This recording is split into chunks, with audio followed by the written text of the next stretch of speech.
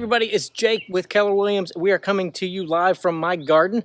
This is the start of my garden, and the goal of this video is to help you save time and hopefully a lot of money in the years to come on taking care of weed control in your garden or around your house. This is one of the best kept secrets and super cheap, and I'm going to show it to you right now. These are your basic supplies. Actually, you don't even need all of this. This is the hidden secret right here. You can get this right here on the painting aisle at your local hardware store. It's about $14, $16, and it's enough to cover the Titanic twice. It will last you, unless you have a huge area, it will last you more than 1 year, and it is way, way, way more effective than any of the very expensive $50, $80 black weed blocker stuff in the garden section. So you can get some sod staples like this. You need something to cut the paper with, like this, simple box cutter, paint scraper, scissors, whatever. And then I have these things as well.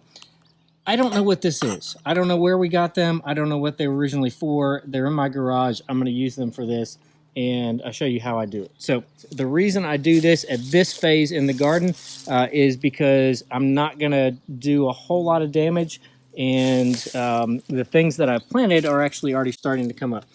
So these right here, I can't remember if these are peppers or tomatoes, but it's one of the two.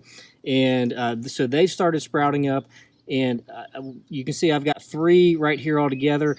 I do that on purpose because nothing germinates 100%. That way, when they're young like this, I can literally just pull them up and move them to another spot where the other ones didn't germinate, and I don't have to start over. I've got a seedling that I can move pretty easily. So what I'm going to do is the paper is actually going to go all over this. So the whole garden will be basically covered in this paper. So what I do with this is I put this guy over here like this. If you don't have something like that, you can just get a soda can, a soup can, cut it in half or whatever, watch your fingers. But that's just an easy way. Once I roll the paper over, I know exactly where I need to cut a hole in because I want that to be exposed to the sunlight and have an opportunity to grow up, but none of this other garbage. So this is what drives me bananas about gardening, about yard stuff, is all of these weeds, which I don't want, and give an opportunity for this to grow. That is what I do want.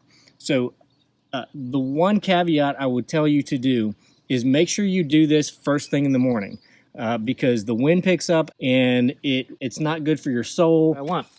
You can also see some of the things that I do in my garden.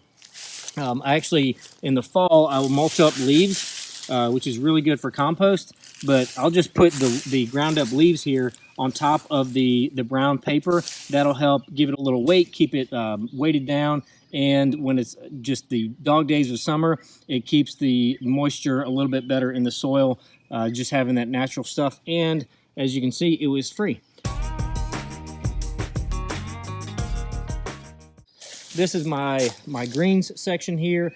The reason I keep these over here on this side is because this is the more shaded side of the garden. So really not good for your tomatoes and peppers and things like that are full sun.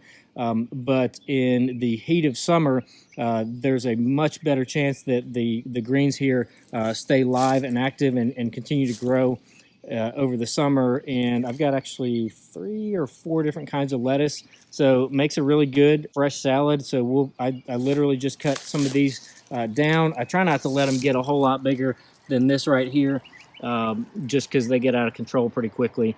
If you wanted to have your own little garden, just reach out to me. I've actually got a bunch of seeds left over, so if you'd like to start a garden, be happy to hook you up with some free seeds. But this is thyme. Thyme is a perennial. It's a really good ground cover. If you just want a ground cover you can actually eat and cook with, that's why I keep this here. I use this. If you do not use thyme in stuffing your turkey, always, always, always grab a couple sprigs of these and shove it inside your turkey. It gives off a really nice aroma and just make things a little bit better.